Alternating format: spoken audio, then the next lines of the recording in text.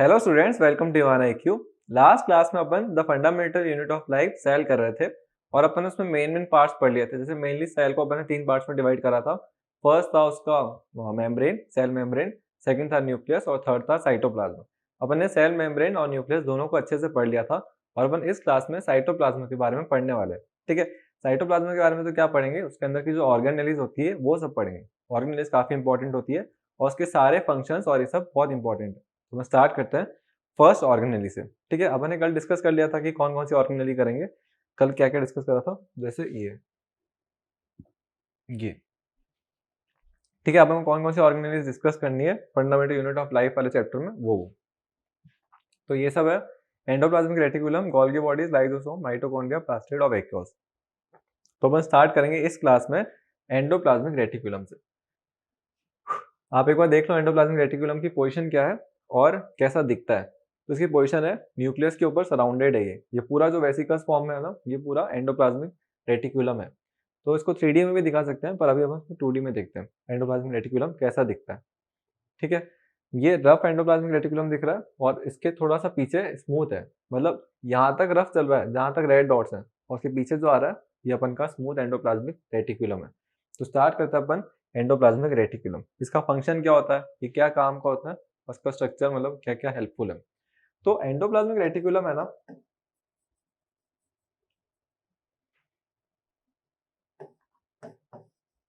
ये मेनली दो पार्ट्स में डिवाइडेड है। दो पार्ट्स कौन कौन से, एक स्मूथ एंडोप्लाज्मिक रेटिकुलम और एक रफ एंडोप्लाज्मिक रेटिकुलम। जैसे ये एक स्मूथ एंडोप्लाज्मिक रेटिकुलम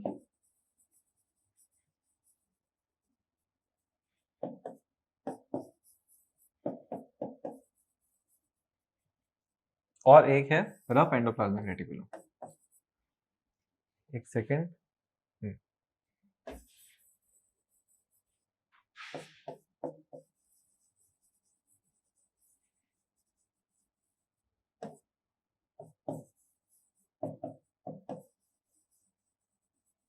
तो दो एंडोप्लाज्मिक रेटिकुलम, एक स्मूथ एंडोप्लाज्मिक रेटिकुलम, एक रफ एंडोप्लाज्मिक रेटिकुलम। अब स्मूथ वाला स्मूथ क्यों है, रफ वाला रफ क्यों है, तो उसका सिंपल सा रीजन है। क्या रीजन है, देखो। जो एंडोप्लाज्मिक रेटिकुलम है जिसके ऊपर डॉटेड स्ट्रक्चर्स हैं उनको बोल दिया रफ, क्योंकि उसमें डॉटेड जो माइक्रोस्कोप में देखते हैं थोड़ी रफनेस दिखती है, और जिसपे वो डॉटेड स्ट्रक्चर्स नहीं है उनको बोल दिया स्मूथ। तो एंडोप्लाज्मिक रेटिकुलम एक ही था, जिसपे डॉटेड स्ट्रक्चर्स आ गए उनको बोल दिया रफ, और जिसपे डॉटेड स्ट्रक्चर्स नहीं थे उसको बोल दिया स्मूथ। तो जो रफ वाले रफ हैं उसका रीजन है क्योंकि उनके ऊपर राइबोसोम्स अटैच्ड है ना। तो इसको अपन थोड़ा स्पेस कम लेता चाहिए था मुझे, पूरा ही फिल हो गया ये तो कोई नहीं। अपन अब रफ वाले का रीजन पढ़ते हैं कि why rough endoplasmic reticulum are rough. तो रफ एंडोप्लाज्मिक रेटिकुलम जो होता है ना, वो जो होता है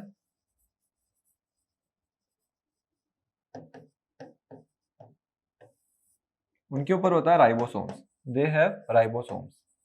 ठीक है, उनके ऊपर राइबोसोम्स होते हैं।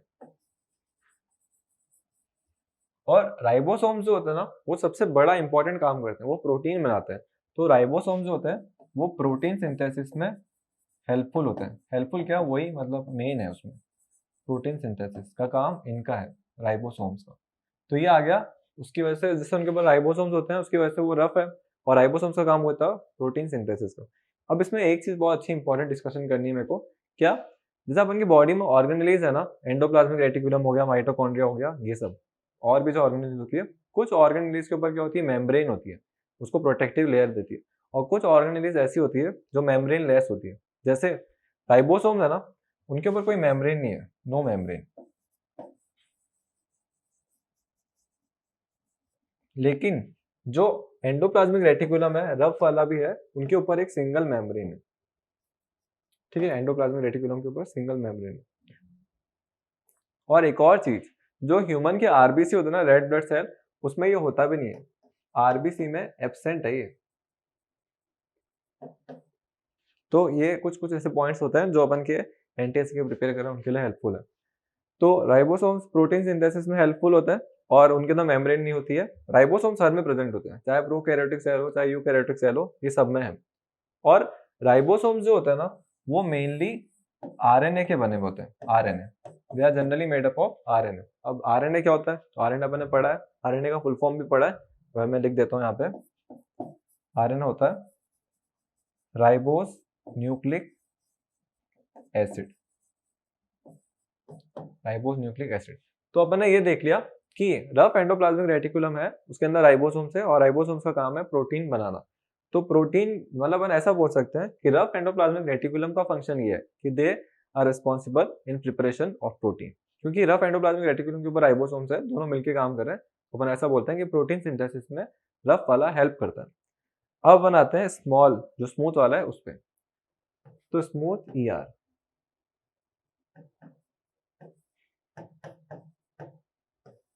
देखो स्मूथ ईआर बहुत सारे फंक्शन करता है। फर्स्ट फंक्शन क्या करता है वो स्मूथ ईआर, वो फर्स्ट फंक्शन करता है वो लिपिड्स बनाने में हेल्प करता है, लिपिड्स। ठीक है, लिपिड्स बनाने में, कोलेस्ट्रॉल बनाने में, कोलेस्ट्रॉल का नहीं लिखते हैं, फैट्स और कोलेस्ट्रॉल बनाने में ये हेल्प करता है। वो तो हो गया ये लिपिड्स, और थोड़ा बहुत हार्मोन्स में भी हेल्प करता है। हार्मोन्स एंजाइम्स इन सबसे बने होते हैं ना, तो एंजाइम्स की प्रिपरेशन में हेल्प करता है और एंजाइम से हार्मोन्स बनते हैं, तो ये हार्मोन्स की प्रिपरेशन में हेल्प करता है। एक और, अपन कभी कभार बहुत ज्यादा खाना खाते हैं, उसमें नाइट्रोजीनियस वेस्टेज होते हैं बहुत ज्यादा। जैसे अपन कोई नॉन वेजिटेरियन होते हैं तो उसमें बहुत ज्यादा नाइट्रोजीनियस वेस्टेज होते हैं जिनको डिटॉक्सिफाई करना होता है। तो अपन का लीवर उसको हेल्प करता है डिटॉक्सिफिकेशन में, जो यूरिया वूरिया कन्वर्जन होता है वो सब लीवर ही करता है। तो डिटॉक्सिफिकेशन में हेल्पफुल होता है ये। लीवर के जो सेल्स होते हैं ना, उसमें स्मूथ एंडोप्लाज्मिक रेस्पॉन्सिबल है डिटॉक्सिफिकेशन के लिए, डिटॉक्सिफिकेशन के लिए ये हेल्पफुल है। ठीक है, तो ये तो आ गए main functions rough endoplasmic reticulum के और स्मूथ एंडोप्लाज्मिक रेटिकुलम के। अब देखना, इसमें अपन ने देखा कि जो स्मूथ वाला है, जो स्मूथ एंडोप्लाज्मिक रेटिकुलम है, वो लिपिड्स बनाने में हेल्पफुल है। ये अपन ने देखा कि लिपिड्स बनाने में हेल्पफुल है, यहां से लिपिड्स आ गई। और इसके पीछे अपन ने देखा कि जो रफ वाला है, रफ वाला जो था वो अपन को प्रोटीन बनाने में हेल्पफुल है, प्रोटीन बनाने में हेल्पफुल है। ठीक है, तो उस रफ वाले से अपन के पास में प्रोटीन आया। और लिपिड्स और प्रोटीन कहाँ पे यूजफुल थी? प्रोटीन से लिपिड्स जैसे बोला था ना, कहाँ पे थी? जो अपन की सेल मेम्ब्रेन होती है ना, वो इन दोनों से बनी हुई होती है। Cell membrane is made up of proteins and lipids, ऐसी स्टेटमेंट थी। तो ये वो वाली स्टेटमेंट है। तो वो जो प्रोटीन और लिपिड से बनती है ना, वो प्रोटीन और लिपिड आता कहाँ से है? वो कहाँ कहाँ से आता है? वो रफ एंडोप्लाज्मिक रेटिकुलम और स्मूथ एंडोप्लाज्मिक रेटिकुलम से मिला के आता है। और ये वो कभी अपन की डैमेज हो गई तो ये हेल्प करती है सेल मेम्ब्रेन को वापस करेक्ट करने में, वापस उसको इंजरी को हटाने में, हील करने में।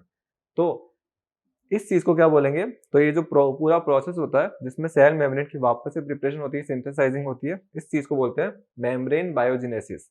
ये बहुत इंपॉर्टेंट टर्म है, तो उसको अपन अच्छे से लिखेंगे कहीं अच्छी जगह पे। क्या है? Membrane biogenesis.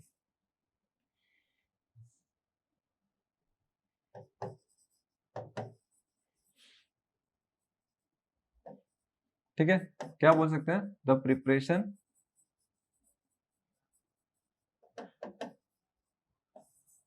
Of cell membrane और the synthesizing of cell membrane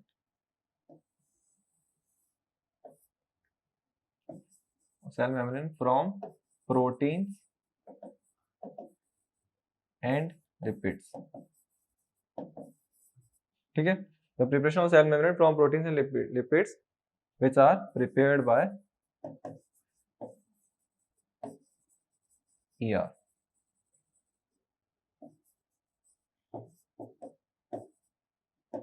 तो ये पूरा होता है मेम्ब्रेन बायोजेनेसिस, काफी इंपॉर्टेंट पार्ट है। मेम्ब्रेन बायोजेनेसिस को अपन को डिफाइन करने को भी बोलेंगे। और ये कहाँ का मेम्ब्रेन बायोजेनेसिस किस ऑर्गेनेल से रिलेटेड है? तो एंडोप्लाज्मिक रेटिकुलम से रिलेटेड है। तो ये अपन ने मेन पढ़ लिया कि एंडोप्लाज्मिक रेटिकुलम जो होता है उसका मेन फंक्शन क्या है, दो पार्ट्स में डिवाइडेड है। स्मूथ का फंक्शंस क्या क्या थे वो देखे, और रफ के क्या क्या फंक्शन थे वो भी देखे। अब दोनों मिलके काम करते हैं, है ना। एंडोप्लाज्मिक रेटिकुलम पूरी एक ऑर्गेनेल है, तो दोनों मिलके क्या काम करते हैं वो भी देखते हैं। ठीक है, ये देखो, ये येलो वाले पार्ट को हटा देते हैं अपन को, थोड़ा डिस्टरबेंस क्रिएट कर रहा है, हटा देते हैं ना।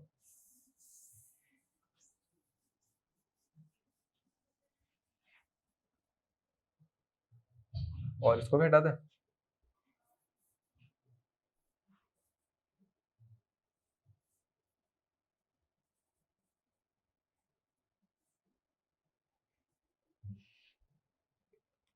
ठीक है, तो ये हो गया, अपन ने येलो पार्ट को हटा के अब अपन देखते हैं कि क्या क्या इसमें हो सकता है।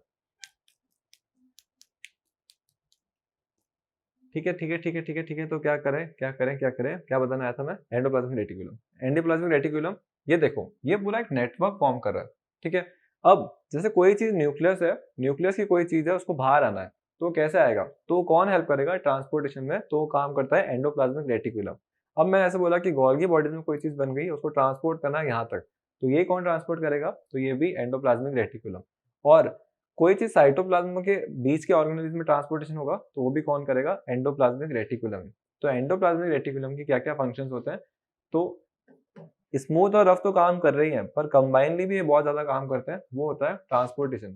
ट्रांसपोर्टेशन में एक तरीके से ये चैनल है, ये पूरे चैनल की तरह एक्ट करता है, सबके बीच में एक चैनल क्रिएट करता है। It creates channel, it creates channel between different organelles. ठीक है, डिफरेंट ऑर्गेनेलिज के लिए मैं ओ ही लिख देता हूँ। और इसके अलावा ये न्यूक्लियस और साइटोप्लाज्म के बीच में भी चैनल क्रिएट करता है, तो it also create channel between nucleus and cytoplasm. तो न्यूक्लियस एंड साइटोप्लाज्म। ठीक है, शॉर्ट में लिखने में बोल तो वैसे भी दिया पूरा कि क्या क्या होता है। तो ये पूरा है कि अपन को ट्रांसपोर्टेशन में बहुत ज्यादा हेल्प करता है। सबसे फर्स्ट फंक्शन इसका एंडोप्लाज्मिक रेटिकुलम का। स्मूथ और वो तो है ही, स्मूथ और रफ एंडोप्लाज्मिक रेटिकुलम तो कुछ ना कुछ काम करते ही है, पर इसका अकेले का भी फंक्शन है ये ट्रांसपोर्टेशन वाला। अब आते हैं इसके सेकंड फंक्शन पे। सेकंड फंक्शन क्या कहता है, सेकंड फंक्शन भी अच्छा है फंक्शन है। देखो, इसको अगर अपन 3D में देखेंगे ना, तो 3D में ये ऐसा है कुछ, ये इस टाइप का कुछ है,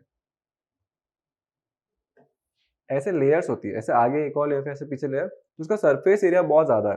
तो जो भी बायोलॉजिकल या फिर केमिकल रिएक्शंस होते हैं ना, बायोलॉजिकल जो रिएक्शंस होते हैं, उसको ये सरफेस प्रोवाइड करता है। ठीक है, तो सरफेस प्रोवाइड करेगा तो इजीली वो हो जाएंगे। तो सारे बायोलॉजिकल चेंजेस के लिए ये हेल्प करता है। ठीक है, तो जो भी बायोलॉजिकल चेंजेस हो रहे हैं, बायोलॉजिकल रिएक्शंस हो रहे हैं, उनको सरफेस प्रोवाइड करता है। बायोलॉजिकल रिएक्शंस के लिए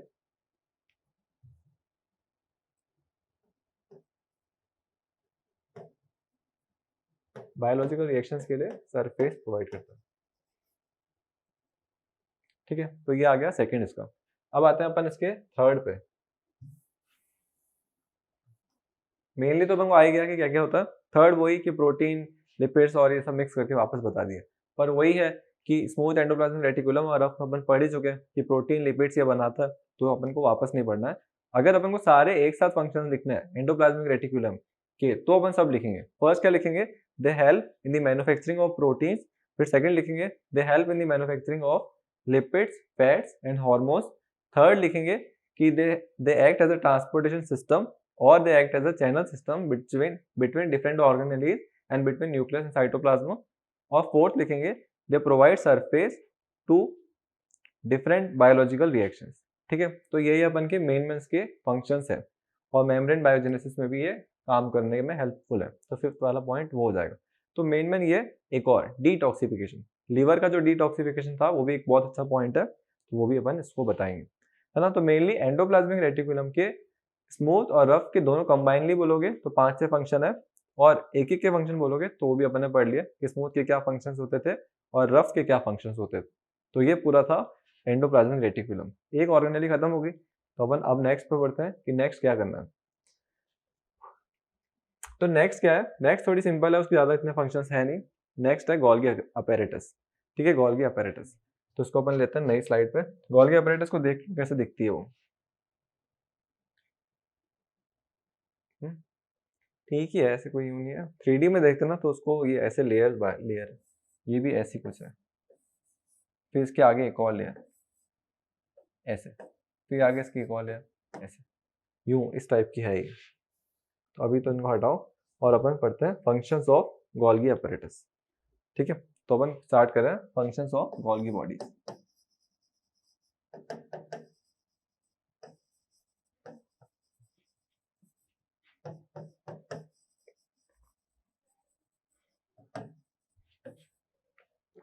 तो इसका सबसे फर्स्ट फंक्शन क्या है, गोल्गी अपैरेटस जो होता है ना वो मेनली पैकेजिंग में बहुत हेल्पफुल है। जैसे कोई भी मटेरियल बन गया उसको पैकेज करना, उसको डिस्पैच करना, वो उसमें ये बहुत ज्यादा हेल्पफुल है। तो इसका फर्स्ट फंक्शन क्या है, दे मेनली हेल्प इन पैकेजिंग, और पैकेज अगर हो जाता तो डिस्पैच भी तो यही करेगा, तो डिस्पैचिंग में भी यही हेल्पफुल है। तो फर्स्ट फंक्शन जो इंपॉर्टेंट फंक्शन है इसका वो तो ये हो गया, पैकेजिंग एंड डिस्पैचिंग। सेकंड पे आते हैं, सेकंड क्या है, सेकंड फंक्शन क्या है। सेकंड, जैसे अपन की बॉडी के जो सेल होंगे उसमें बहुत ज्यादा कॉम्प्लेक्स शुगर्स होंगे या सिंपलर शुगर्स होंगे, तो ये सिंपलर शुगर्स को कॉम्प्लेक्स में कन्वर्ट कर देती है। तो दे हेल्प इन converging simple sugars into complex sugars. उससे एंजाइम भी बन सकते हैं, ठीक है। तो ये थर्ड, अपन की बॉडी में एक ऑर्गेनेली होती है, उसको बोलते हैं लाइजोसोम। लाइजोसोम क्या होती है, वो अपन की बॉडी में जो भी वेस्ट हो रहा होता है ना उसको खा लेती है या फिर उसको खत्म कर देती है। तो लाइजोसोम से कुछ एंजाइम्स होते हैं जो एंजाइम्स एक्शन करते हैं वेस्ट पे, और वो एंजाइम्स को वो हेल्प करता है उसको रिड्यूस करने में। तो लाइजोसोम्स क्या होते हैं, वो जो एंजाइम है जो अपन की बॉडी के वेस्ट को हटा देते हैं, सेल के वेस्ट को हटा देते हैं। तो लाइजोसोम ऑर्गेनेली है और उसकी प्रिपरेशन में ये हेल्पफुल है।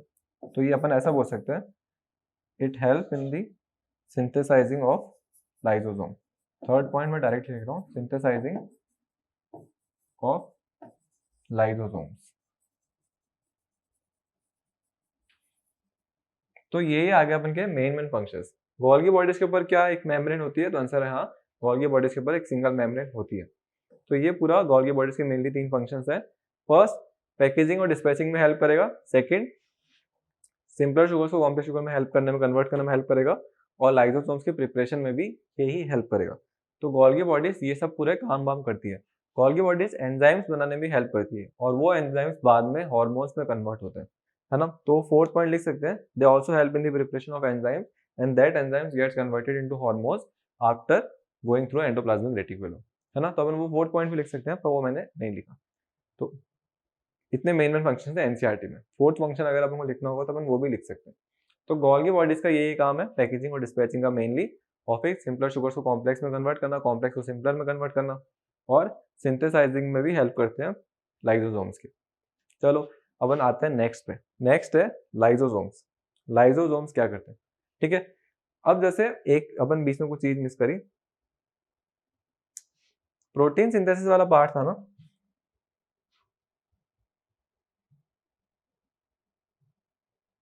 ये प्रोटीन सिंथेसिस।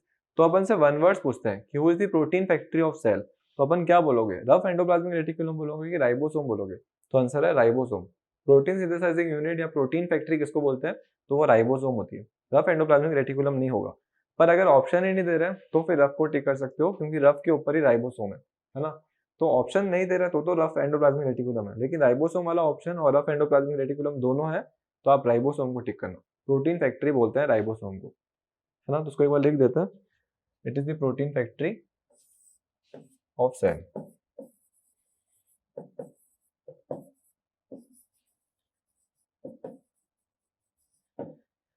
ये होती है अपन की प्रोटीन फैक्ट्री। चलो अब अपन आते हैं अपने नेक्स्ट पे। नेक्स्ट कौन से डिस्कस करेंगे, एक बार इसमें से देख लो। अपन डिस्कस करेंगे जो इसमें है ही नहीं, है इसमें है, देखो ये रेड वाले डॉट्स दिख रहे हैं, ये है रेड वाले, रेड से इसलिए बना है क्योंकि बहुत ज्यादा डेंजरस चीज है। ये होता है लाइसोसोम, ठीक है।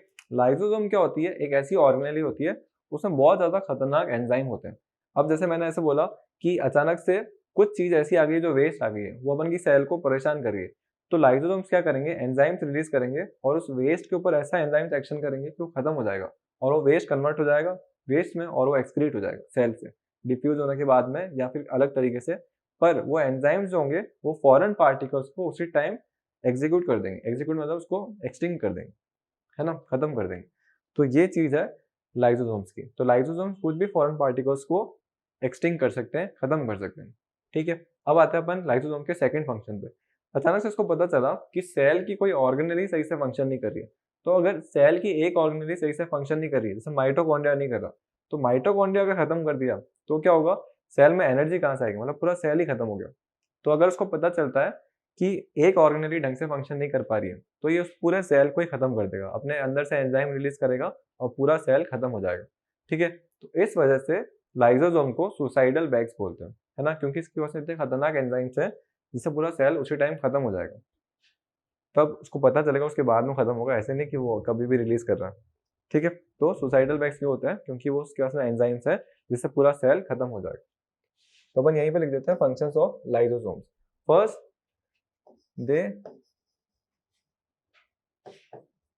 they kill any foreign particle coming inside the cell. ठीक है, they kill any foreign particle coming inside the cell with the help of enzymes.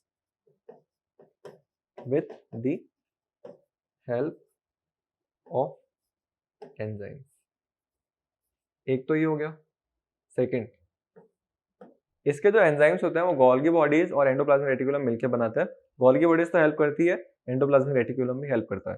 तो अगर ऐसे बोलेंगे ना कि who is responsible in the preparation of enzymes of lysosome, तो उसके ऑप्शंस में दोनों दे रखे हैं, तो आप एंडोप्लाज्मिक रेटिकुलम को करना, क्योंकि एंडोप्लाज्मिक रेटिकुलम से एंजाइम्स बनते हैं, है ना।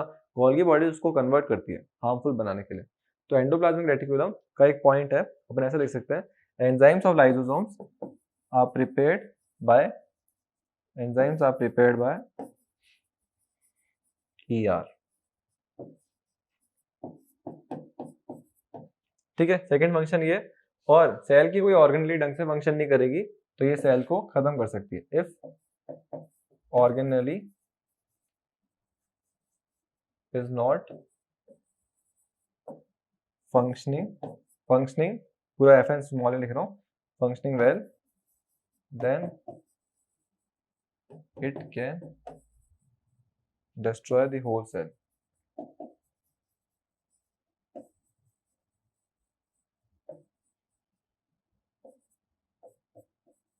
दो, ठीक है, तीन इसके फंक्शंस होते हैं। अगर ऑर्गेनली ढंग से फंक्शन नहीं करती है तो पूरे सेल को डिस्ट्रॉय कर सकती है। ये पूरे लाइसोसोम है अपन के। अब लाइसोसोम जो होता है उसको सुसाइडल बैग्स भी बोलते हैं। तो अगर अपन ऐसे बोलेंगे which organelle of cell is known as suicidal bags, उसके ऑप्शन है ribosome, lysosome, Golgi bodies, endoplasmic reticulum, तो अपन चूज करेंगे लाइसोसोम को। ठीक है, तो एक प्रोटीन फैक्ट्री अभी तक अपन को आया है और एक सुसाइडल बैग्स अपन को आया। सुसाइडल बैग्स कौन होते हैं, तो लाइसोसोम, और प्रोटीन फैक्ट्री कौन होती है, तो राइबोसोम, है ना। और लाइसोसोम अपन ने देखे कि एंजाइम्स कहाँ से बनते हैं, तो एंडोप्लाज्मिक रेटिकुलम भी हेल्प करता है और गोल्गी बॉडीज भी करती है। तो मेनली कौन हेल्प करता है, तो एंडोप्लाज्मिक रेटिकुलम। और गोल्गी बॉडीज में फंक्शन नहीं बन रहा था ना कि एक्स्ट्रा फंक्शन कौन लिखेंगे गोल्गी बॉडीज का, तो उसमें अपन ने लिखा कि दे हेल्प इन सिंथेसाइजिंग दी लाइसोसोम्स। लाइसोसोम्स की सिंथेसाइजिंग में वो हेल्प करते हैं, क्योंकि एंजाइम थोड़े बहुत गोल्गी बॉडी से भी आते हैं। ठीक है, तो ये अपन को पूरा आ गया अच्छे से। अब आते हैं अपनी नेक्स्ट ऑर्गेनेली पे, जो आज की लास्ट ऑर्गेनेली है, जो अभी अपन थोड़ी स्टार्ट तो कर लेंगे लेकिन मेनली उसको अपन कल पढ़ेंगे, उसका स्ट्रक्चर है इसलिए। तो नेक्स्ट ऑर्गेनेली कहाँ है, यहाँ से देख लो एक बार, कौन सी दिख रही है, माइटोकॉन्ड्रिया लेना अपन को, है ना। माइटोकॉन्ड्रिया को मार के नहीं करा क्या इसमें, वो रे, ठीक है, ये वाले, ये माइटोकॉन्ड्रिया बहुत सारे हैं ये। चलो अब इससे स्टार्ट करते हैं। माइटोकॉन्ड्रिया बहुत ही इंपॉर्टेंट ऑर्गेनेली है। एक तो इसका स्ट्रक्चर इंपॉर्टेंट है क्योंकि ये डबल लेयर है। ठीक है, माइटोकॉन्ड्रिया अकेली तो नहीं, प्लास्टिड भी आएगी आगे। तो ये 2 मेम्ब्रेन की लेयर, इस पर 2 लेयर्स है, 2 मेम्ब्रेन है इसके बाद। ये अपन की फैक्ट्री है, एनर्जी की फैक्ट्री होती है ना, जैसे वो सारी एनर्जी माइटोकॉन्ड्रिया में होती है।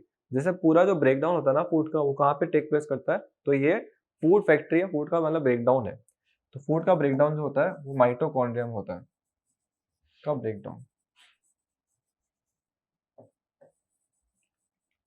ठीक है, अब इसको कुछ नाम दे देते हैं कि माइटोकॉन्ड्रिया को अपन इस नाम से जानेंगे। तो माइटोकॉन्ड्रिया को अपन बोलते हैं पावर हाउस ऑफ सेल।